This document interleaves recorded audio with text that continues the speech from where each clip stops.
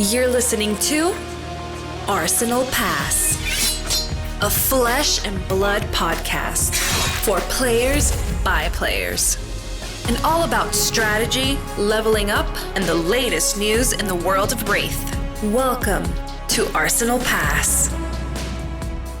Hello everyone, welcome back to episode 256 of Arsenal Pass. Hayden here with Pankaj Bhojwani as always. This week on the pod, is this the most open meta in Flesh and Blood that we've ever seen? Pankaj, only 2 weeks ago you told me this meta was going to keep narrowing, and I don't know about that. But maybe, just maybe. We have a Pro Tour on the horizon, and typically as we get closer towards a Tier 4 event, the meta does narrow. I think I'm coming around to changing my opinion about the narrow meta. I think I was just absolutely turbo wrong about that. And we'll definitely discuss that more in the main topic. But before you get into that, how was your week in Flesh and Blood? My week in Flesh and Blood was good. I didn't have an opening written, and so I went with the easy out of picking on you, Pankaj. So I'm going to apologize up front for that. That's fair. I'm okay to be picked on from time to time. There's only so many times I'm actually wrong, so that's true. You definitely want to take the chance when you get it. So when you are, we got to pick you up on it. Lots to cover this week. Sage bans. Not Sage bans. Sorry, I'm reading notes from weeks ago. See, this is the thing. I've screwed myself all up. But we do have quite a bit to talk about in the pod this week, including the first week of Class Constructed ProQuest season, which we'll get into. But yes, my week in Flesh and Blood, I played a Class Constructed ProQuest this weekend. I didn't think I was going to get to play over the weekend, but in fact I did. I played Arachne Marionette in a CC ProQuest, which is what I said that I would probably play if I was going to play an event. So, hey, I'm getting better at following through my word there, Pankaj. I lost in top 4, unfortunately. Managed to make it to top 4 and then lost to a local and a friend on Fi, actually, who took me out. So, yeah, interesting game. Did that Fi end up winning by any chance? Yeah, I think they did. They did end up winning, yeah, so... Yeah, not too many Fires won this past ProQuest season, which to me was slightly surprising. We'll get into that. But we'll get into that as well. I do think the deck still has legs. And Marinette, of course, still has legs. I'm glad you ended up on that instead of Slippy. Do you have any more ProQuests coming up? Whoa, hold up. This is you have Brisbane this weekend. I do. So. I have the calling this weekend, which I'll be casting at. If you throw yourself back to last week, Pankaj, I wasn't talking about Slippy. I was talking about Huntsman last week. And am I a foreteller of prophecies? We'll Huntsman's legit. Well, I said maybe one of the best decks in the format, and I think that is very true. So anyway, I don't want to spoil the main topic because what a meta we have on our hands, and honestly, anyway, yourself, Flesh and Blood. I tuned in to Toulouse was basically the main way I engaged with Flesh and Blood this past weekend. Honestly, these past few weeks and the upcoming couple of weeks, kind of life's hitting pretty hard. I need to even get a haircut. I've just been kind of busy with a whole bunch of stuff. I haven't been able to play as much as I would like to, but still, catching the coverage as much as I can. For Toulouse, since it wasn't my time zone compared to like Montreal, I did have to just catch up on the VOD afterwards. Was watching it back on like 1.5x speed with some amazing games on coverage. And of course, casting team, as usual, was killing it. There was Scott Mines, Gabe Scher, and Erica Forslov. Just huge shout out to them for killing it on the mic.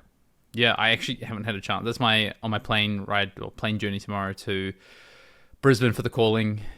That is, and a bit tonight is my plan to do some research because I didn't get a chance. I was playing in the weekend. Saw a couple of games, but not as much as I would have liked from the coverage. So that's my homework before I get to Brisbane this weekend. That was some really good ones for sure. Wait, so you're flying to Brisbane tomorrow? It's currently a Wednesday for you, right? Mm-hmm, correct. So you're getting into Brisbane Thursday night then? Thursday morning, actually. I've got. I'm working up that way Thursday, Friday, and the calling's over the weekend. So, yeah, cool. What's happening in these couple of days? Should we get on to the news, Pankaj? Let's do it. So we had Calling Toulouse this past weekend. Congrats to Leo Toulouse, who took it down on funny. Dash.io. So Dash.io back-to-back calling wins. She's actually racking up Living Legend points fairly quickly because she is also on the 1.5x multiplier. She also won a fair number of ProQuest, so I think so far this season she's already acquired like 220 Living Legend points, which is a very, very fast acquisition of Living Legend points for the Mechanologist. And we'll talk more about calling Toulouse in the main topic. We had a Living Legend from the PQ season. Kayo, one-armed brute, armed and dangerous, not underhanded cheat, has ascended to Living Legend. And I think this actually does have certain implications in the meta, especially considering that Verdance is also on the cusp of LLing. I think we have a lot to talk about regarding how those two LLs are going to affect the CC meta game as we enter ProQuest, as we enter testing for Yokohama. We have Calling Brisbane this coming weekend. Tune in to hear and look at Hayden do an amazing job in the booth. Maybe. And finally, something that appeals to me a lot, and I feel like I might be in a bit of a minority over here, but I was really excited to read through this article. We had some erratas come in, and if you've listened to pod enough, you know I have a thing about these really like minute like rules interactions and stuff, and I thought it was super cool. The two most relevant ones I want to call out are Murky Water and Snarky Prick. The first one is Murky Water because in Compendium, we got a bunch of traps that are equipment pieces. So what would happen if you choose an equipment piece from Murky Water and you put it into your arsenal? Like, what does that mean? And even worse, what happens if you trench it away, right? So that was an interesting rules, like sticking point that came about when we got these equipment pieces that were traps, and they errated Murky Water to only be able to target traps that cost 0 or more. So you can't put those equipment traps aren't legal anymore. Exactly. And then the other one was Snarky Prick, and this one actually was also super interesting. Snarky Prick was super interesting because this one, the original wording, didn't give the attacking player an option to destroy the top card of the opponent's deck if the opponent's top card of the deck was red. Which is interesting because you can say, okay, leave that card on top, but your opponent has no way to verify that the card you left on top was red or not. And this had some certain implications, particularly around cards like Fiddler's Green, right? Where you actually might be incentivized to say, oh, yeah, the top card's not red because you saw Fiddler's Green and you don't want the opponent getting life, for example. Like, there are some niche cases we can think of for that situation. Maybe you see a D-React on top and you're about to arsenal a CNC and you want them to draw the D-React into your CNC, things like that. So now they've errated Snarky Prick to actually be optional. So the attacker can choose not to destroy it if it's red, but if they can only destroy it if it is actually red. And I just thought reading through these rules changes and erratas is just very, very interesting to me. There's a whole bunch of other cards as well, but I think these two are the most relevant. Yeah, I'm glad you did the research because I looked at it and was like, there's too many here for me to dive into. So I'm just going to say, go and check them out. But there you go. There's two pretty relevant. Well, they're not actually that relevant, are they? But they're relevant enough that's worth bringing up and interesting, like you say. Good call. I guess we're gonna, you spoke about Living Legend, and I guess we can talk more about that. But Prism's on 936. Sorry, Verdance is on 936. Prism is on 895. Fire's on 835. So Verdance almost certainly going to Living Legend during this season. I mean, it accumulated 60 points last week or something. Yeah, because she still keeps doing well at the local level for some reason. It just continues to baffles me. Best performing deck, because tier 3 and above, we don't see her converting or doing very well. Local level, though, just top of the pie chart. Like, best deck in format. You're like a ProQuest, apparently. Even in my ProQuest, though, I feel like I'm not seeing that as much. So that's also super interesting. But yeah, we'll get on to that. And then Prism as well, 895, Fire, 835. So, like this, we spoke about this months ago of the potential of like a landslide of Living Legends. And we had like what I would call like a little maybe aftershock or a little quake. We had a couple that hit Living Legend at once, when Azalea went, and there was a trickle of like a few different heroes, right? But now we're staring down the barrel of these heroes on 1.5 times points, and you have 9 heroes with more than 700 points. Now, I'll be honest, Bravo Showstopper, you'll probably disagree with me on this one, Katsu. I think they're going to hang around a little bit longer than Dash.io and... No, I agree with you on that one. Okay. Yeah. Well, it may not have been the tune last week, but, Prism, Fi, Syndra, even Kasai to an extent, Dash.io definitely. These heroes are poised to probably Living Legend in the next 9 to 12 months. All of them, which is pretty significant, so... keep in mind as well that we just had a set that released 0 new heroes. So we are sort of maybe seeing some heroes leave. For the first time, we might be seeing a significant decrease, or like a bit of a decrease in the hero pool at the end of 1 year compared to previous years. And I'm all for it. I mean, we've spoken about how, it's beginning to feel like we're maybe hitting the sweet spot of the number of heroes that we want in the game that are legal in CC. And yeah, so I'm glad to see that, we're getting some exits and not a lot of entries, at least, like if this past set was a way to look at things. Yeah, I think so. I think that's all. I think that is what we want to see. And then actually, think you realistically look at it. There's a big gap apart from Victor's at 650, but then Arachne Marionette is 11th on 415. So there's going to be a big lull in Living Legend in theory unless you get a couple of like shooting stars, right? But that rocket up the leaderboard. But in theory, we're going to have a bit of a break from heroes hitting Living Legend, so to speak. Anyway, should we get on to the kind of cookout? The 1.5x is like, I mean, I'm kind of potentially looking at Dorinthia as someone who could potentially LL later this year with the Hala Armory deck and with the upgrade she also got from Pen. And of course, the meta right now also seems to be fairly decent for that hero. I agree. Commander Cookout time? Let's do it. If you're going to get your questions in for the Commander Cookout, you can do so. You can drop them in the YouTube comments below. If you're a video watcher, let us know it is a Commander Cookout question for us to answer. If you're a Spotify audio listener, you can drop them in the Spotify comments there. If you want to email us, you can do so at arsenalpassfab@gmail.com. If you're an Arsenal Pass patron, you can drop it in the patrons Discord. We have a Commander Cookout section there. And if you see us in person, like many of you have done in the past, seeing Pankaj or myself in person, give us a handwritten note with your name and question on it, and we will read it out on the show. This week's question is an email correspondence that we've received, Pankaj. It is from Jason Nakata, and it says, Kia ora, Pankaj and Hayden. Great job on the pod. I really look forward to, for those that Kia ora is a greeting in New Zealand. Hello in New Zealand, in Māori and Te Reo. I really look forward to the new episode being released every week. Been listening for years, but this is my first time throwing a CNC question in the ring. When you're trying to improve your results with the deck, how do you decide whether your play needs to be adjusted or whether the deck needs to be modified? One of the things I love about Fab is how differently a deck of the exact same cards can be played. That being the case, I have a tendency to always think my play, whether micro decisions or macro strategy, needs improvement, and I have a blind spot for knowing when a deck needs adjusting.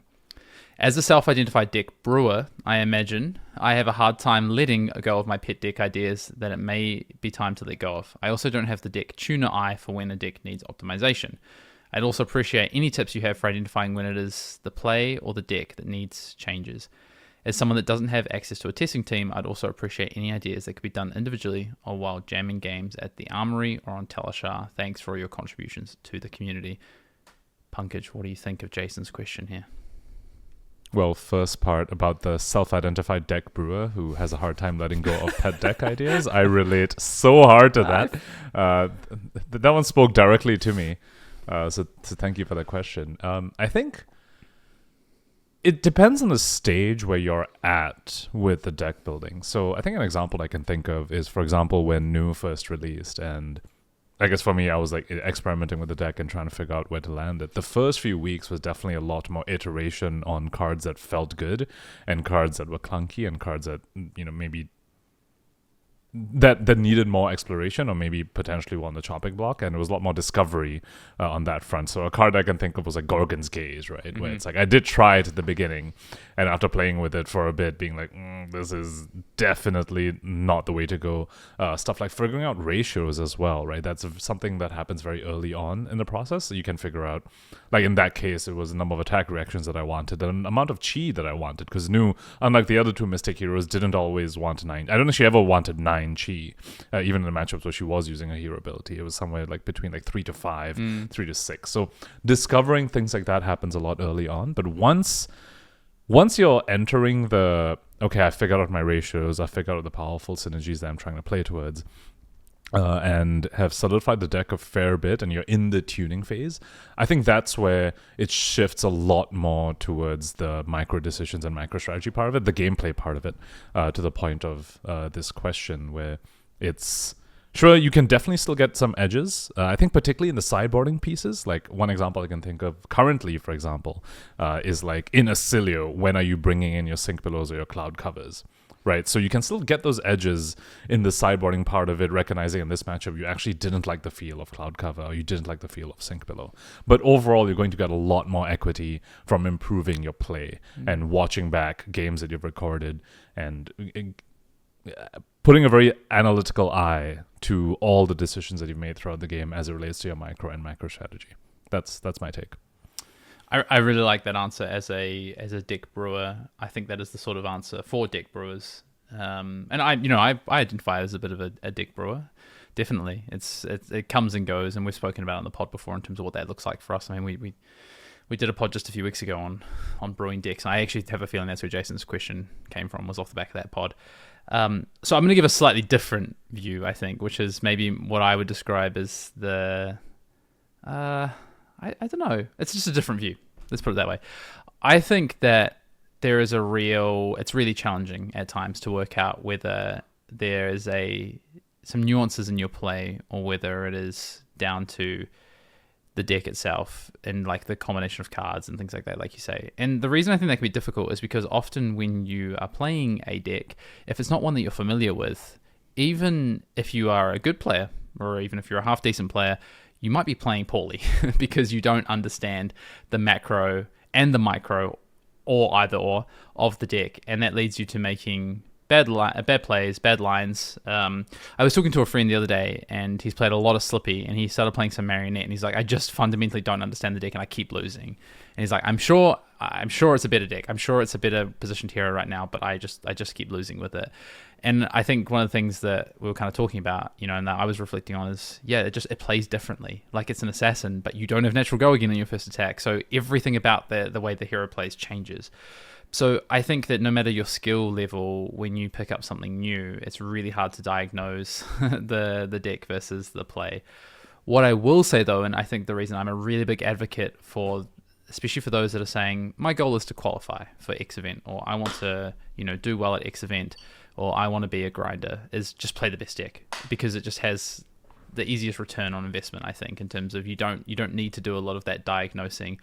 You can go out, learn the game plan, be really focused, tweak your micro play after that. And you could tune the deck if you wanted to, for sure, right? Like even the best decks should change and things like that. But it's established as the best deck. So it kind of takes away part of that element of the input that you have to worry about. As opposed to brewing or tuning something that's a little bit more fringe, for instance, or has less inherent power, so to speak, which I think most brews typically have because that's the reason they're a brewer. Is not everyone else hasn't landed on it to a degree, but there's a rare occasion. I'm talking the rule. There is the exception, obviously, when sometimes you just find the crazy thing that people haven't found yet, which happens almost never. But it's the pipe dream of a brewer. So I think it happens every few months. I mean, we just had one recently. That was a Pleiades deck. I think that's the most recent sort of breakout moment we've seen. But that's one person finding a thing, right? Like, you know what I mean? Like every brewer is striving to be that person. You're rolling dice. It's like winning the lottery, kind of. It's like in that realm of So. Yeah, I think that's my view. Is it is. I guess that's not really answering your question about what tips do you have. But what I would say is that is diagnosing the problem to me to a degree. If you're trying to understand at the end of the day, is it your play or is it the deck? What I would say is focus on what are you strong at. So what are your typical strengths as a player of Flesh and Blood? Is it your ability to strategically evaluate 3 to 4 turn cycles ahead? Is it your ability to really extract value on a turn to turn cycle? Are you really good at understanding when to use your defense reactions or when to use your attack reactions? Are you really strong at prioritizing your equipment usage? And then once you work out what your strengths are and maybe what your weaknesses are at Flesh and Blood, I'm not so good at playing go wide decks because my sequencing is not great, whereas my ability to block efficiently is really strong. I'm good at reading that side of the game. Then think about the deck you're playing right now, and does it play to those strengths or does it potentially exploit some of your weaknesses? And then what I would say is once you work out what that is, you can then maybe address you could specifically break down turns that you're having in the game or macro game plans and be like, right, I'm doing this thing, but actually it's not something I'm typically strong at. So I probably need to reevaluate my play here first and foremost. Or actually, this is something that I'm typically really strong at. And I think it feels to me like I'm doing the right thing. I think there's something wrong with the deck here fundamentally. It's not doing what I want it to do.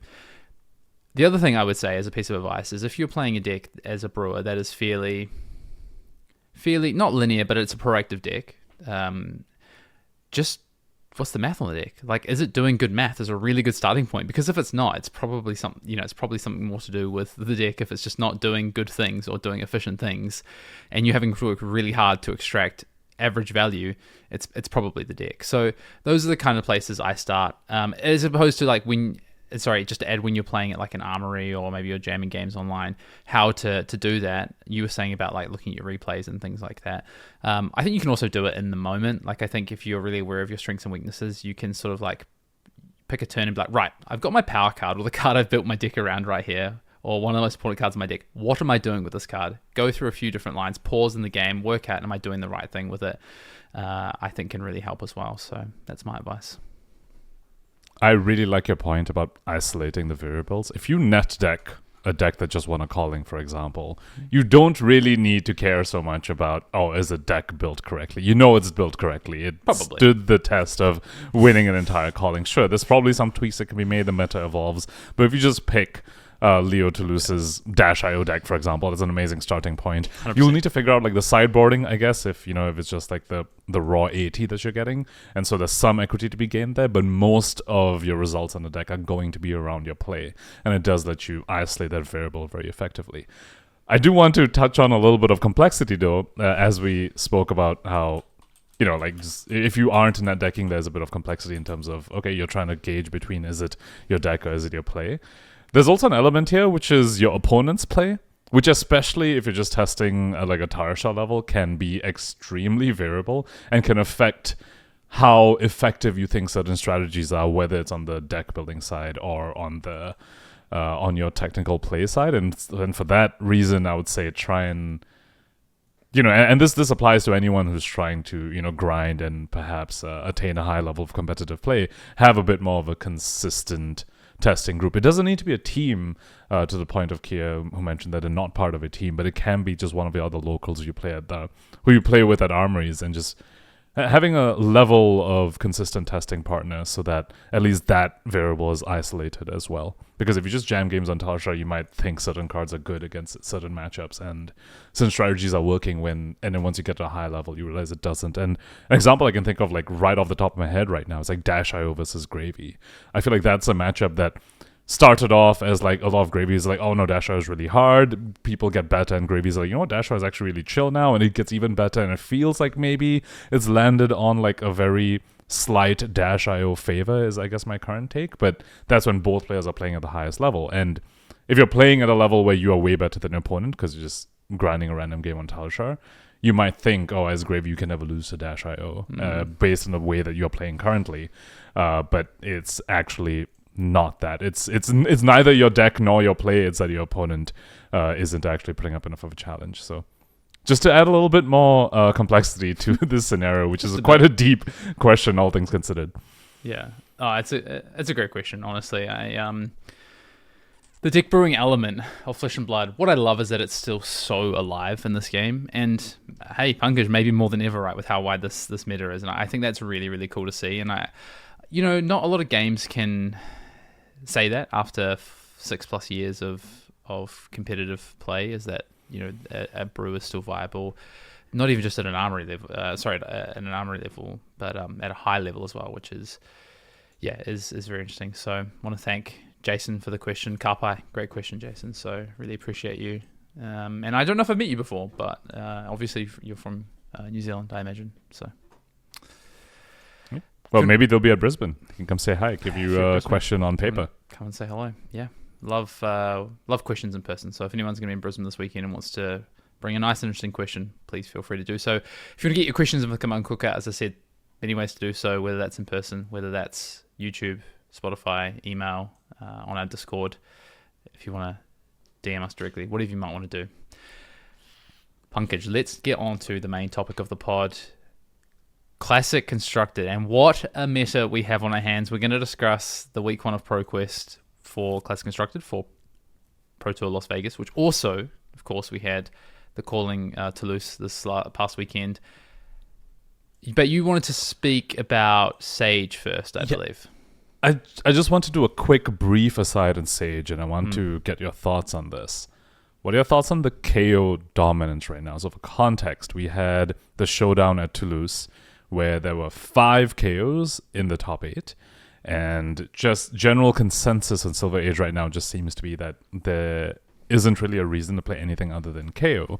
And there are some concerns running around that Yokohama is just going to be a KO mirror fest in the Sage portions of the rounds. And I'm curious to hear your thoughts on this. Do you think there's a deck out there that can actually beat KO and is a viable pick in the format? Do you think that there might be an emergency ban maybe in Sage, maybe alongside the CC bans that are coming up in a couple of weeks? Where are you landing on the current state of Sage? Because it is super relevant. We're a month out from Yokohama, by the way. We are really close to the first Pro Tour of the year.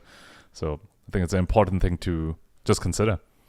Yeah, I think KO is the best deck in the format. I think, I thought that before the bans, to be honest. And as I said on the show, it's what I played at the ProQuest, the one ProQuest that I had for Sage. I wish I had more. I do think it is the best deck in the format, was before, has been fairly untouched. What I would say, though, is although I think it is the best deck pre and post, I actually think that the changes to the format with the bans, in my view, slightly hurt KO overall. So I wouldn't say I'm surprised to see that it's 5 out of the top 8 and 5 out of 8, one half of the final. Kano was also in the final. Ira and I think it was Vincent were also in the top 8 of that event as well. I think Vincent is actually interesting in this format. But I think there are decks out there that can beat it. I don't think people have entered into the significant testing phase ahead of Yokohama yet. Obviously, the ban and restricted only came out just over a week ago. So I think there's still more work to be done by teams. But yeah, I'm pretty confident. I'm feeling good about some of the testing I've done and things like that. So yeah, which I'm happy to talk about more in probably the coming weeks as we get towards like Shanghai and stuff like that. I'm still going through my testing, but because your question was, are there decks that beat it and are viable? I mean, it depends how much of the format KO is and how other people respond, I think. So you wouldn't advocate for any sort of emergency ban? I wouldn't. Like, you would be surprised if we get that? Okay, cool. I would be surprised because I think LSS... It's unnecessary. Yeah, I mean, I also just don't think that this is concerning for LSS. I think they've already sort of surveyed the Sage format and are now probably waiting for people to respond. And I think there is a response to be had. So not only do I think it would be surprising from an LSS standpoint, but I also think that there is evolution to come in the Sage meta significantly. So I think from my perspective, it feels fine. I'm curious to hear your thoughts on that as we discuss Sage in a future pod, not today, but I'm curious to hear your thoughts on that because I know some people are concerned we're going to have like an Aurora situation at London where you have just a significant portion of the field. Is this deck called a Lexi situation like around Nationals a few years ago? So it's great that you think differently actually, and I'm definitely curious to dig deep into that in some future pod. But for now, we have a classic constructed metagame to talk about. Well, that's interesting. I just remember that Nationals season. I don't think Lexi was that dominant, was it? I don't know. I think so. She won like 40% Nationals or something like that. It was some ridiculous number. Did she? I played Dromo. That was I was beating a ton of Lexis on my way to top 4 in that national season. And then the Aurora. I mean, yeah, but I mean, even if you look at that, like, what's the most significant percentage of a deck played at a tier 4 event? Is it still Aurora in London? It was like 26% or something, I think.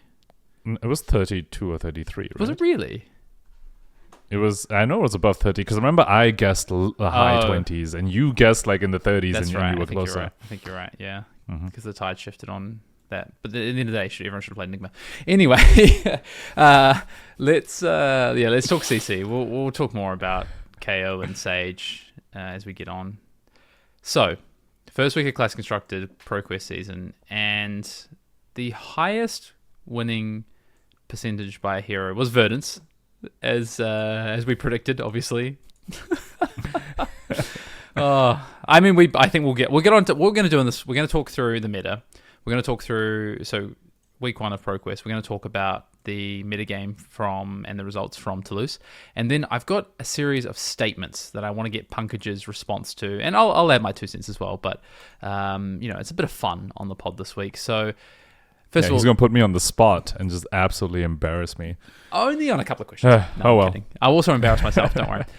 Classic Constructed. So 13 wins for Verdance, 11 for Arachne Marionette, 10 for Dash.io, 9 for Huntsman, 8 for Armed and Dangerous KO, Living Legend, RIP, the one-armed man. Acilio, 7 wins, and then you've got Kasai, 6, and a bunch of heroes on 5, basically. A bunch of heroes on 3. So many heroes winning events this past week. A very flat distribution of wins, and only 3 heroes actually registering double digits, which was Dash.io, Marionette, and Verdant. So I guess where I want to start with that, obviously we've discussed week over week. We discussed it through the Road to National season. Verdance is a tier 2 pub stomp hero at this point, basically. It seems it doesn't convert at tier 3, tier 4s, but it consistently puts up strong results at the tier 2 and hasn't changed as we got into this ProQuest season.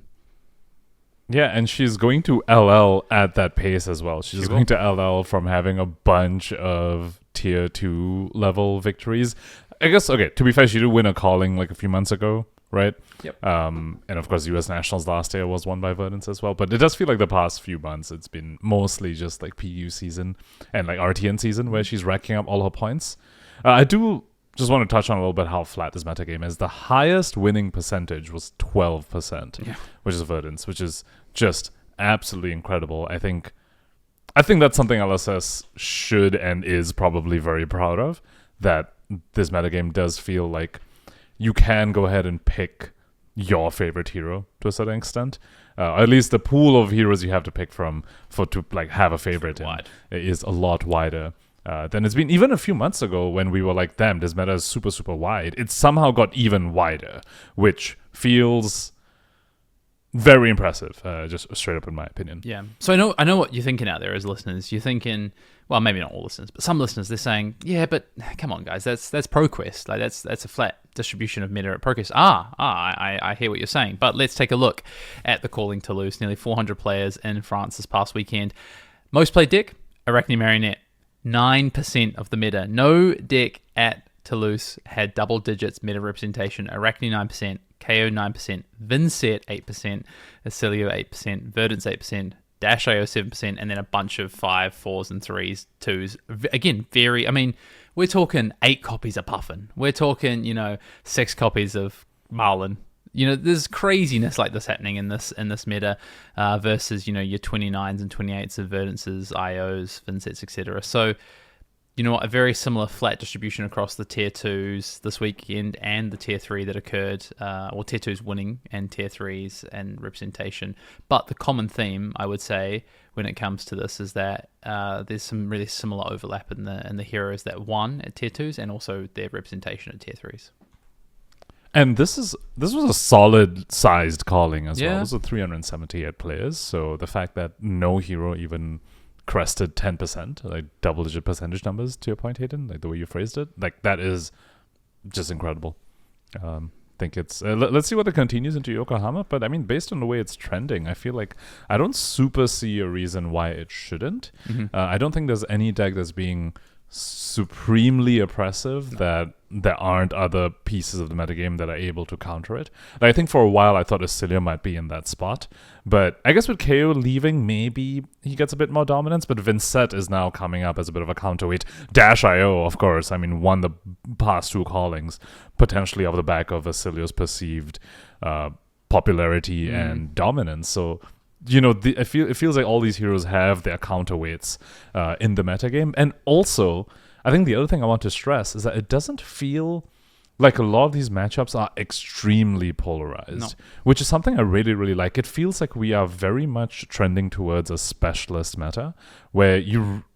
Ideally, this is, I guess, a piece of advice. I'm not sure, but I feel like I can imagine players who have already locked in their deck or are about to lock in their deck like this week for Yokohama, and then just have their blinders on, in a sense, when it comes to considering other decks, and just jam games, hone down all the matchups that you could possibly face, because there are so many because of how wide this metagame is. Yeah. It feels like that type of player who fully specializes in their hero is going to do very well at Yokohama. That's my current read of the metagame.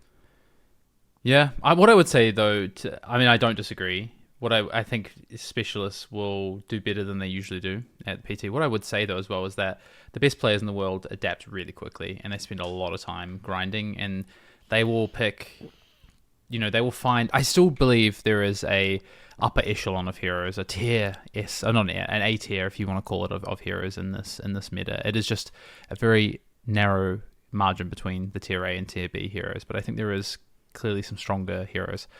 They will learn those heroes. Agreed. They will refine them. They will find their angles. So yes, I think. But I do agree with the sentiment that specialists overall will do better than maybe they might in other events. Just because of their deck is just not as, or their hero is not as further away in power level from the best deck in the format like it might be in other metas. For instance, if we take a brew you bring to Singapore when Gravy's absolutely dominating, or even your second best deck in the format, you have to deal with Slippy, for instance. So the power level in those decks is just immense. I want to quickly touch on conversion and the top 8 before we get into some of these statements and questions and reactions. So from a conversion standpoint, Arachne Marionette converted really well into day 2. It was the most represented deck and it had a 39% conversion rate. Verdance, actually, interestingly, we probably talk about this, and we should talk about this, 38% conversion. So Verdance, like in the tier 2s, converting really well into day 2 here, 38%. Elsewhere, Victor had a really strong conversion. We spoke about 56%. We spoke about the Guardians, and I think we both agreed that Victor was probably the Guardian. Maybe you said Velda? I can't remember, actually. I think I might have said Valda. I think I'm not entirely sure whether I even mentioned the Guardians a lot, but I think coming up for Yokohama, Victor, Valda are looking seriously legitimate because, well, Kayo just LL'd, and Kayo was a pretty bad matchup for Victor because you would just lose every clash. And by the time Yokohama comes around, Verdance will have LL'd. With Verdance and Kayo both gone for Yokohama, I think Victor is looking very, very attractive. This is not a question on my question list for you, so I'll ask this now. But which hero benefits the most from Kayo hitting Living Legend? Acilio benefits quite a bit. I put Acilio and Victor up there, I think, as probably the two biggest beneficiaries. Yeah, I think that's... What do you think? Yeah, that's probably pretty... I think Huntsman also benefits as well. I think it's not a great matchup for Huntsman. So, whereas Marionette, I think it is it's not amazing. It was like a 50-50 for Marionette, I think. Whereas I think it was like a 40% for Huntsman, just because you don't have the speed that Marionette has. Okay, cool. Other heroes on this list, Syndra converted really well as well, 42% conversion rate. We'll get to that one. Dash.io, 29%, and Acilio, 28%. And then some poorer converters. Vincent, after a big breakout weekend, the previous weekend, 17% conversion. Kasai still top 8'd though. Yeah, still right? a top 8. Yeah. Prism at... Oh yeah, Shamir played so well. Oh my god, that stream game was game. really good. I really enjoyed watching the game. Huge shout out to him. Yeah, and then most of the decks that converted poorly were all the fringe decks. So, well, except like where actually, I'm gonna flip this around on you. I have a question for you, which wasn't in the show notes. Where are you at on Gravy? Because it's weird. Because Gravy had a pretty bad conversion rate, right? Like 6%. But it's just strange to call Gravy a fringe deck. Do you think Gravy's a fringe deck? Do you think it's in that category, or where you want that? Yeah, I think it is right now. I think so. I would. This is how I would tier heroes right now. I think there is an A tier of around 4 or 5 heroes that are like the best decks in the format. I think. In previous metas, I think there would be 2 tiers. There'd be tier 1 of like 2 or 3 decks, and tier 2 of like 2 or 3 decks. I think there's just like this A tier, which is like 5 to 6 decks that are just the strongest in the format, which we can kind of get onto. Then you've got the B tier, which is like the kind of like impactful decks that I think this is where Victor sits, for instance. Decks that are on the rise, decks that I think can have some impact. And then you've got like a next tier, which is like these heroes that are strong, but it's definitely just not their meta time. And I think Gravy sits in there. I think Prism potentially sits in there as well. And then you've just got Slop after that. You've got your Boltons, your Tekla-Vossens, your Maxes. Yeah. I think KO and Verdance potential, and when Verdance leaves, actually both of those in combination isn't great for Gravy because those are 2 of his very good matchups. Unless the meta goes into a very aggro-dominated meta, and then you have answers like Victor and Valda coming up, and then suddenly Gravy can come Gravy's back in. Gravy's the Predator. It's interesting because, I mean, with the Marinette prevalence, I thought Gravy would still do a little bit better, but it just seems like maybe the rest of the metagame is just still too aggro-slanted for the deck. I mean, even like with Vincett's popularity, I was like, with Marinette, Vincett, and Verdance up there, it feels like Gravy potentially could have had a better weekend. 6% does feel quite low. And I do wonder how much of that is maybe anomaly, also a level of what were the best players on to some extent. I agree, yes. Because that. I do know a lot of the top players are sort of moving off of that hero. Yeah, I agree. Of Acilio. Yep. So, yeah. I think that's a big part of it, honestly. I genuinely think it's a big part of it. Also, actually, you mentioned a hero just now, which I fully forgot to mention. When you ask about KO beneficiaries, how could we forget Prism? Prism's also a massive beneficiary of KO leaving. And yeah, I think I agree with you. She's also in that tier of Not this her meta time. might sneakily suddenly get very good for her. Maybe. I'm not convinced. But we can... Maybe. Yeah, maybe. Yeah, Yeah. I don't think it's a time. I'm more leaning towards like Victor's potential Me breakout too. rather than Prism. But it's to keep an eye on for sure. Okay, let's just quickly touch on the top 8. So, of course, we know Toulouse won. Leo Toulouse won, and Toulouse. There's a conspiracy around that, I'm sure. So, the top 8 was Kayo, 2 Dash IOs, Acilio, Arachne Huntsman, Pleiades, Victor, and Vincent. So, really widespread in the top 8 as well. Only 2 copies. 7 heroes. Yeah, 7 heroes, 2 copies of Dash IO. And our semifinals was Dash IO, Acilio, Huntsman, and Victor. So again, would you have called that a couple of weeks ago? Probably not. Maybe 1 or 2 of those decks. Final was Pablo Pintor. I would have called the Acilio. Yeah. Well, I'd call Pablo Pintor any day of the week, but Pablo Pintor fell to Leo Toulouse in the finals, and it's so funny because obviously I spoke about Huntsman last week in the pre-show. Actually, I was speaking quite a bit about Huntsman with you. We didn't speak about it as much in the main show, and then 2 days later, I flick on the coverage. Actually, on the day after that, I saw a tweet from Michael Fung saying anyone in Toulouse got a Huntsman deck, and then the next day I saw Pablo Pintor on stream playing, or 7-0 playing Arachne Huntsman. I was like, yeah, I knew it. I knew it was true. So it's very interesting to see. But yeah, and also like a pretty stacked top 8 in there as well from the European region. A number of previous calling top 8ers, Pro Tour top 8ers in that field. Mm-hmm. And Pablo's game against Filippo in the semifinals was also a very exciting one to watch. Check that one out. Would definitely recommend that. Yeah. Cool. Yeah.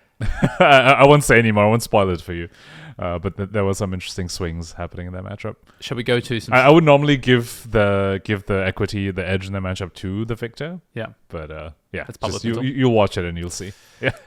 Shall we go to some of these statements and get your reactions? Let's go. Okay. Yep. Statement. Hit me. Okay, so what I'm going to ask you is I'm going to read a statement to you, and I just want your yes or no, and then a bit of a reason why, and feel free to throw it back on me if you'd like to, or we can move on to the next one. This is the craziest and most unpredictable meta we have ever had in Flesh and Blood. Can you define unpredictable? Like that, right? example, okay, I'll give you an example. Yeah. If I asked you right now to put down your meta share for Yokohama, it would be the most difficult thing you've ever had to do ahead of a Pro Tour 4 weeks out from the Pro Tour. That is a great definition. Yes, I think I agree with that. Certainly. I can't think of any other meta where I was like fully I would know where to start. I would start with like Acilio and Dash.io because I do think they are in the upper echelon of like the massive pool of tier 1 decks. But I don't know by how much, and also the adoption rate. Yeah, I don't know how much the adoption rate is going to be, and like Huntsman is rising and stuff. Yeah, okay, yes, I agree with that. And I do want to swing it back on you. But for all these questions, let's do it both ways as well. What's your take on the statement? 100%. I think this the only rival to this, I would say, is, and this is in hindsight, honestly, this is a hindsight one, is actually, I think in hindsight, it was Worlds Barcelona, but in the lead up, everyone was like, it's Dromai and Bravo, and then Icelander and Fly and stuff rose up. I actually think in reality it was Pro Tour Lille. Like you have to go back that far, and that was like, and Briar was still the best deck in that. There was still a clear best deck in the format, but there was a lot of conversation around like Dash won the calling the weekend before on this like explosive Dash deck in Singapore, and then there was like Icelander, there was Prism, there was so many, there was Guardian, Viserai. Yep, Viserai. I think Viserai was Viserai in Singapore. Yeah. Yeah. Mm-hmm. So and then I pivoted to Briar for the PT. So I would probably have to go that far back to talk about a meta that LA gets close, but this is unprecedented, I think, because even in LA it was like Kayo was the incumbent best deck in the format heading into the event. Andromeda. Yeah.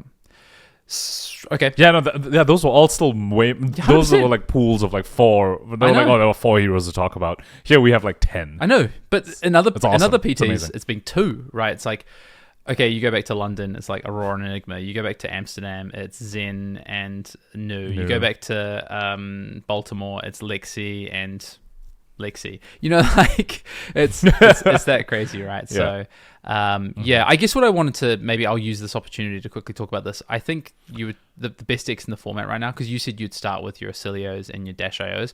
I do think I think Arachne Marionette, and it's proved that, I think, over the past 2 weeks. The thing is, though, it didn't top 8 yet again 2 weeks in a row from a calling. It didn't make a top 8. So it's converting well into day 2s. It's doing well at the tier 2 level, but it's not putting it into top 8s and wins. But I think Marionette, Acilio, Dash IO, I think Verdance has to be in there, which we'll get into. And then I think maybe it's those 4 right now for me. It would have been Kayo, but Kayo's gone. So anyway, no Huntsman in there. I'll put Huntsman in there. I think. Wait, I guess are you? So you're making a separation. So you're not making a separation between Acilio, Dash IO, and Verdance in the example. I'm putting those 4 all together. Oh, so we can get onto that.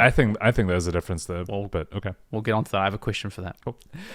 Does Pankaj still... Okay, so next statement. Does Pankaj still hold firm on this being a narrow meta in the near future from the last format? Nah, we've already discussed this one. No, yeah, I take that back. I was wrong. I was super wrong. That's fine. We can be wrong. We're headed to like a specialist meta, a very wide meta where specialists. It's just crazy because you like doubled down on it. You just doubled down on it the week after you initially said it, and then it's just probably the craziest openest meta most open meta we've had. Yeah, I doubled down on like, it's wide, but it's still aggro slanted, and then suddenly it turns out that there's these like huntsmans and victors, like victors coming out. Pleiades top 8 again. Yeah, and just messing everything up. So all right, we'll move on. I'm gonna give you another hard time about that. I mean, we kind of spoke about this, so I'm gonna skip this next one. But I'm gonna go straight to Verdance is not good. Pankaj was right all along, and it's only doing well because of the wide meta spread at the ProQuest level. Yeah, I still stand by that. Does that then? Actually, you know what? Actually, as the meta gets wider at the top, then maybe that's where Verdance comes back, right? Because if people want to start bringing victors and stuff, then I guess Verdance is still good. She also just lost Kayo as like a good matchup, so I'm still gonna be like Verdance isn't as good as I think the PQ results show, but I think she's about as good as the calling results show, which is she can like day 2, but not top 8. One of the best day 2 conversion rates, but as you say, didn't top 8 just like Marionette did. I would say it's a very... Oh, you go. One of the best top 8, one of the best day 2 conversions this past weekend, not the weekend before it. Like, and I think that is relevant as well. But the metas but as the meta, so I guess I'm going to give it a soft yes, because as this meta does widen, not only is it widening, but it is stretching. So it is going from, to your point, I think you were so right 2 or 3 weeks ago, like this is set up to be an aggro first meta, and it certainly was through week 1, and it was to an extent this week when you look at the decks that showed up. But the response has been the victors of the world. It has been, the huntsmen. Yeah, the Dorinthias. These are all really good for Verdance.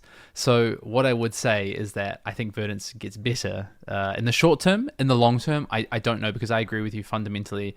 There are some challenges with the best decks in this format. Acilio is a nightmare, right? But I'm going to say a soft yes. Sorry, a soft no. I don't think it's as bad as maybe I thought it was 2 weeks ago. And I think Verdance is, for me, in the top decks in the format right now, purely because it has a fairly strong inherent game plan, and it has the benefit of a really wide meta that's starting to turn in its favor somewhat. It also did get an upgrade from Pen, which I don't want to discount. Elemental Strike is actually pretty decent for the deck. The number of times I've seen that card be the reason why the first Felling comes in for 8 or the first Plow comes in for 6 is absolutely not like an insignificant number. So it's a good piece for the deck for sure. It was something she was struggling with since the Rootbound banned. I'm going to make a claim. You can write this one down, or someone can post in the comments and timestamp it.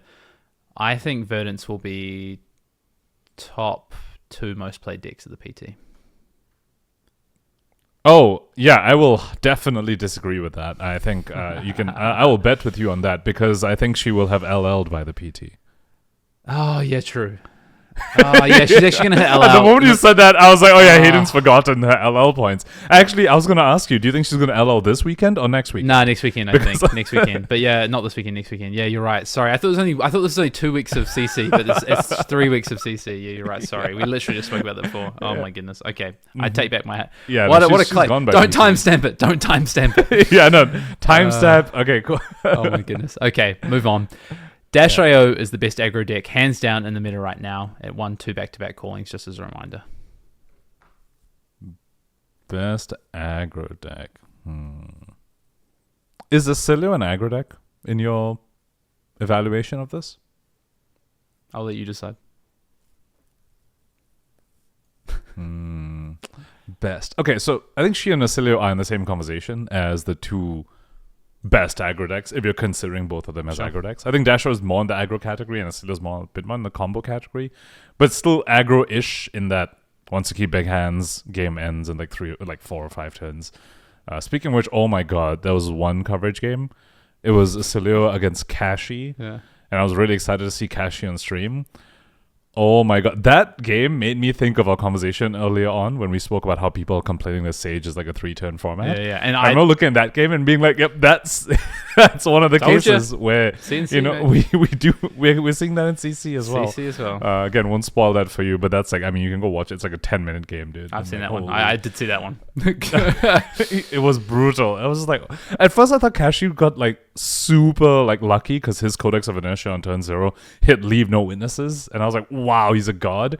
And then the opponent just drew like the natty 5-card 30 with a Mind Warp, and I was like, oh dear. that's what Acilio does to you sometimes. Yep. Best aggro deck between Acilio and Dasher. Okay, so I disagree with the statement because I think I think Acilio and Dasher are the same level. Therefore, Dasher is not the best. Okay, that makes sense. It's an equal playing field. I think. Yeah, I think Acilio ultimately is better. I think because Dash.io is more targetable, I think personally, and I think the meta is swinging to a field that is harder for Dash.io than it is for Acilio, personally, at this point in time. That's my view. I could see that. But then if it starts swinging back, where it's like Acilio creeps up again, then Dasher comes in to check him again, which I feel like has been happening the past couple of weeks. Yeah, but that's the thing, right? Null time zone is just such a great answer for that matchup. That's the thing. Dasho is the favorite in the matchup, right? So in some ways, I almost wanted to say yes because I'm like, well, Dasho is won 2 weeks in a row. It is an aggro deck in the format, and it beats the other one in contention, which is Acilio. But I think at least for the next 2 weeks with Verdance.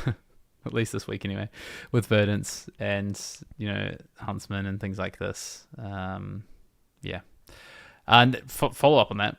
Speaking of Huntsman was the best call for the weekend in brackets as foretold by HD. Close bracket. I think it was a good call. Not the best call. I don't want to discount your prediction. I don't think it was the best call. It was definitely good and solid, and perhaps like you did predict that would have a much better showing than maybe people were expecting. But I still do give the edge to Acilio and Dash.io in terms of being best calls for this past weekend. Yeah, I don't think it was the best call. I just wanted to ruminate on how good a call it was though. Acilio and Marionette stocks are still up, and they are still the 2 best decks in this metagame. Well, Dash.io was in the conversation. Well, now, but what I want to say is 2 weeks ago, a couple of weeks in a row, we were kind of saying Acilio and Marionette feel like the 2 decks in this format. So I guess I'm revisiting that conversation. But you now believe that maybe that's not true? Yes, now I think Dash.io has entered the conversation. And Mario maybe has gone down half a step. Or maybe is still up there. But I think with Dash.io now firmly in the mix. It's not just the Acilio and Mario story. Where are you at? I think they're still the 2 best decks, but I think it's like Acilio's in the same tier. I want to say I would just rank those 2 higher than Dash.io right now. Marionette is so interesting. Where is this hero? Like they had good representation at both past 2 callings. They had good day 2 conversion, but just not seeing too much of it. But like, really strong top 16, happening? right? It's it's 1 win difference. Oh yeah, true. It's 1 win difference. There were like 2. It's 1 win difference. Yeah, right, there were two in the top day. 16 of. Yep. I think when you look at the consistency of this hero, it's the day 2 conversions is putting up, the top 16, top 24 cash numbers is putting up. I still think that, Agreed. But I think you can use that as an argument. I would also say, it was the second top deck from ProQuest this past weekend. I mean, to your point, 1 more win than Dash.io. So actually, Acilio was the one that had fewer wins. So I think there's a really good argument. I think your argument is that those are the top 3 decks right now is probably the best argument. Mm-hmm. Yeah, you're right. I fully forgot about the top 16 part of it. Yes, that is an important consideration. Mario has been showing up in the top 16s. And at that point, it's like this just certain tiebreakers and sometimes just like a 1 win here and there. Next one. Fi sucks and Syndra is the better ninja right now.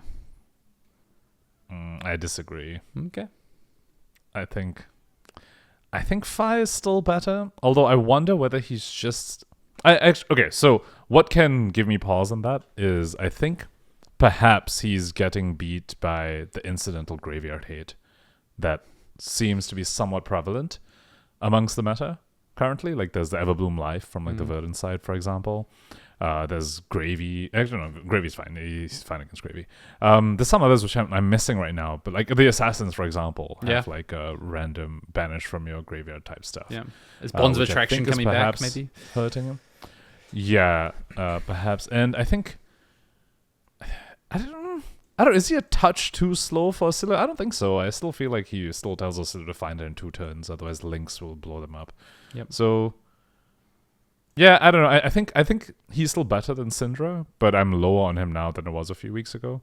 I think like Dash.io seems to be Dash.io is like doing what he wants to do into like a matchup like Acilio better than he is. Yeah. And then Dash.io is also like a better deck into like a Marionette and something like that. So it feels like his role is being filled by Dash.io, but I still think he does that role better than Syndra does, which is like what the statement was about. Yeah. Well, yeah, there's 2 kind of pieces in there. 1, Fi sucks, and 2, Syndra is the better ninja. And you disagree with both. Yes. Sure. Yeah. I think I mostly do. I do think that the Fi hype train that came out to start with and quickly died away was rightly died away. Like, I think I fully agree with you. I think Dash.io is just doing what Fi has been doing in this meta, but better. Except that I think that will change, because I think that Dash.io will be targeted a bit more. I think if you're thinking about the likes of Guardians and things like this, although actually, if it's Victor and things like that, like that's not good for Fi. So it's not your traditional kind of fatigue decks that Fi can really outlast with flame management and things like that. So I think no, it doesn't suck, but it's not that good. And no, I don't think Syndra's better, but I think Syndra does actually suck. So there you go.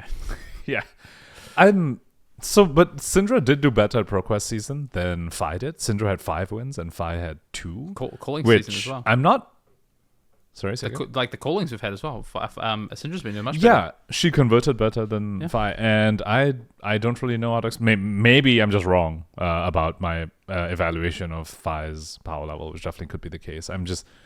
I don't know what Syndra is answering in this meta. Cool. I agree. Next question. Guardian isn't dead, and you have many viable heroes / options to choose from when it comes to selecting a Guardian in this meta. Just to remind people, Victor, Pleiades both top 8'd this past weekend. We've seen good representations of Lyeth and Valda, more than we've probably seen previously, although Valda did have really bad conversion this past weekend. And Jarl, still I around. think, was the best performing Guardian at ProQuest season. No, Jarl and Victor tied. It looks like 3 wins each. No, 5 wins each. Yeah, Jarl and Victor. But Jarl didn't put a single deck through to day 2 until it's one event, mind you. Yeah. So I think with KO LLing, the Valda story gets a little bit weaker. Yep. So I think your options are Victor, and then Jarl. So okay, I agree with the Guardian isn't dead. Many viable Guardians to choose from. That's giving me some pause. I don't fully believe in the Lyeth story. I suppose Pleiades and Victor are options, but Pleiades also feels less and less compelling compared to Victor.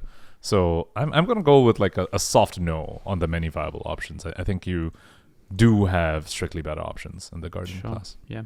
Just to point out, Guardians had the same number of wins last week in ProQuest as the Wizards. Mind you, that's Verdance versus 3 different Guardians.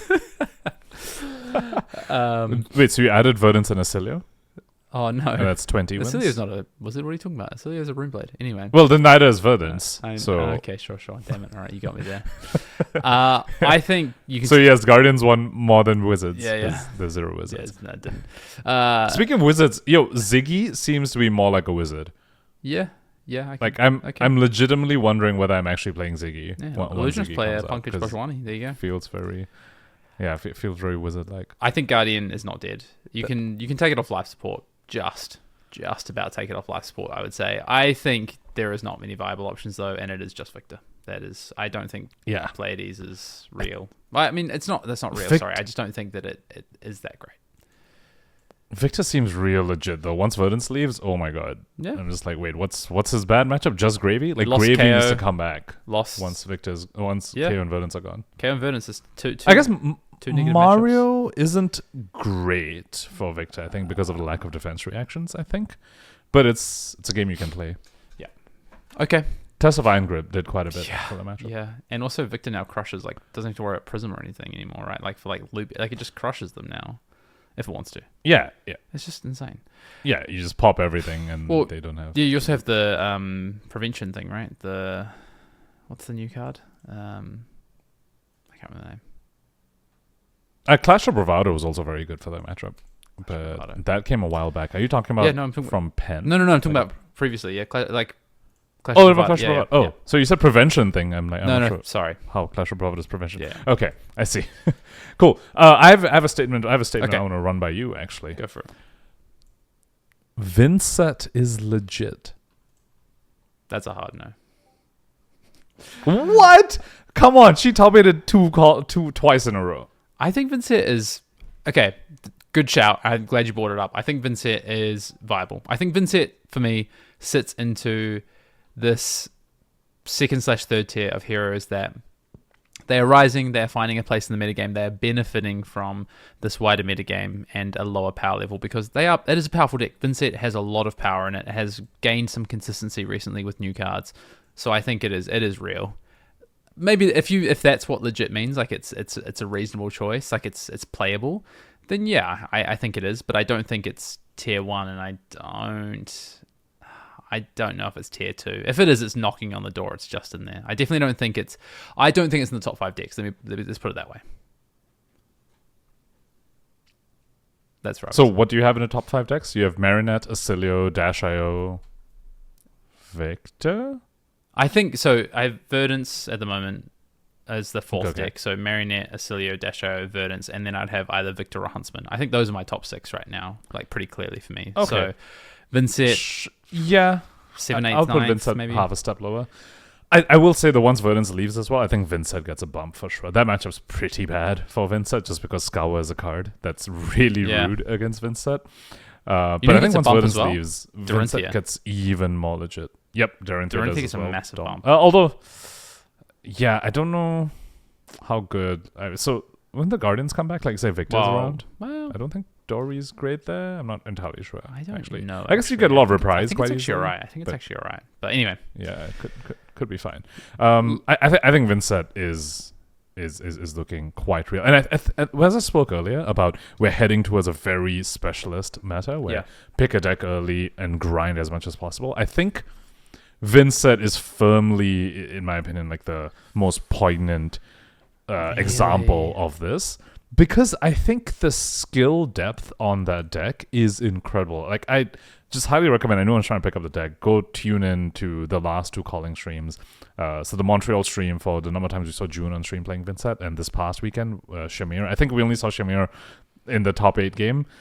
He did unfortunately lose that game, but I think he played fantastically and showed the real depth of the hero, making lines that people will not see. And I think you need to get that level of expertise on this hero to do well with it. But if you do, I do think that she's very, very real.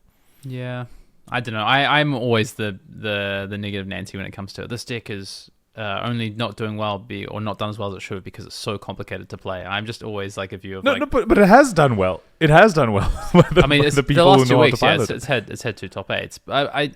I guess even before then, people thought it was like this really strong hero that was just underserved, and I don't know. I'm happy to be proven wrong, and Vincent comes out, and it's this really strong contender at the PT. I think the fundamental problem is that no matter how good you become at this hero, it has a fail clause in it, and that is a big challenge for me with any hero. I will admit though that the consistency has gotten a lot better. That is definitely true. So I wouldn't be completely shocked if I was proved wrong. Whereas 5 weeks ago, if you told me this 6 weeks ago before Pen, I would have been like, yeah, I'll be pretty shocked. Yeah, no, but before Pen, I would be like, yeah, okay, this deck's not worth it. Post Pen, the Deep Recesses and the Grimoire 100%. were big pieces. Cool. Right, last question for you. What to play this weekend? What would you play this weekend if you were going to be in Brisbane or you were going to be in a ProQuest this coming weekend? What would you play and why? Or what would you recommend to play and why? Maybe one of each. What would you personally play, and what do you think is a good pick for the weekend? Let's go with that.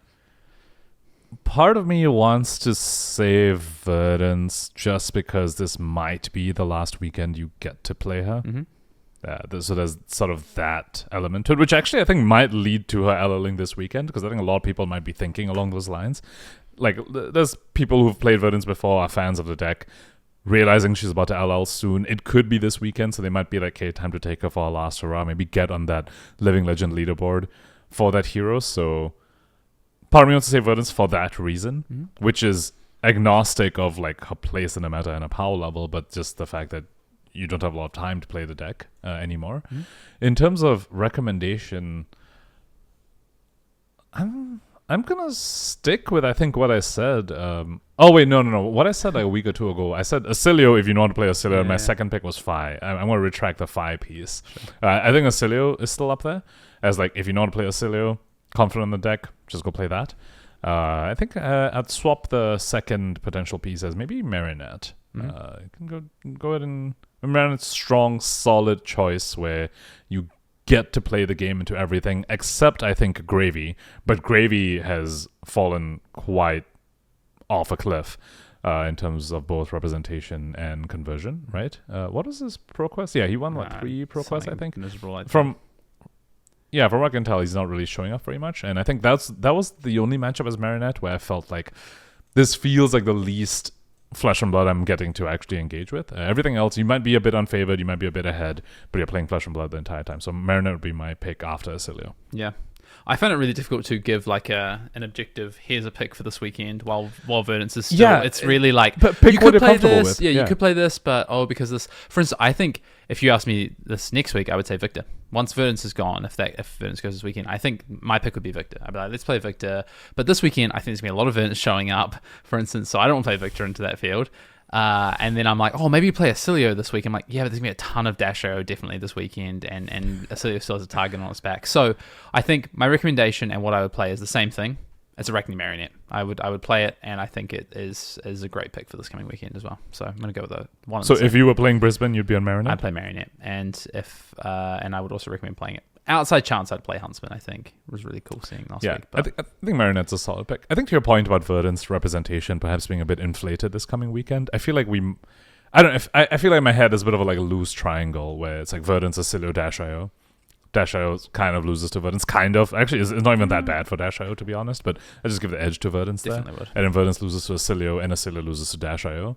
So, with that sort of little triangle, you could be like, you can play Marinette, and you're like fine into all three of these decks, 100%. Like fine-ish. Like you play the game into all three of them, which just makes it a solid, stable pick. Or honestly, even Dash-IO looks pretty freaking good, given that if there's going to be a bunch of Verdances, you can play the game there, and then you have really good matchups into like Acilio. So. I think Arachne Marinette's problem right now is that the field is so wide, and it's really you're a deck that thrives off having the right pieces in certain matchups. And it's really hard to be like, well, I want my 2 Amulet of Echoes here, maybe even 3 with the amount of Acilio, but actually I also want to have my Codex of Inertias for Verdance, or actually I also want to have this like extra disruptive stealth attack for Dash-IO, whatever it might be. Like, it's really hard to fit everything in. right now. Yeah, Marinette, I feel like definitely, I think, has thrived in metas where they know that they want to bring like infiltrates, for example. If you're going to play a bunch of mirrors, or Out of Desire Body when you knew Syndra was around. Well, now it feels like maybe those tech pieces are spread a bit thin, or you maybe need to pick and choose, and then you may not get that red line deck and you've brought Out of Desire Body. You may not get too much of the mirror and you've brought your infiltrates. Yeah. So yeah, I definitely agree with you on the sideboard being taxed quite a bit for the assassin. Cool.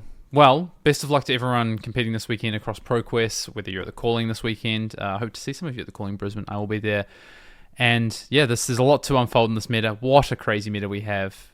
Pro Tour Yokohama just now, 4 weeks away, which is insane as well. So best of luck everyone this weekend, and thank you to all the Arsenal Pass patrons. And until next week's episode, this has been 256 Arsenal Pass. We'll see you next week.